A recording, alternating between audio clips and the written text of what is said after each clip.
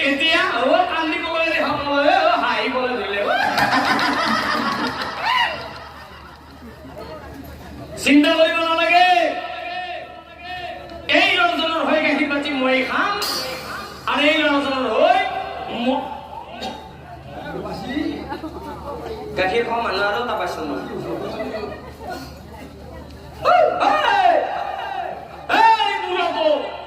ক'ত সোমালাকে আপোনাকে মাতিছো আপুনি দেখোন কেইদিনমান পিছত এমাই যাব আপুনি আহি গাখীৰ বাতি খাওক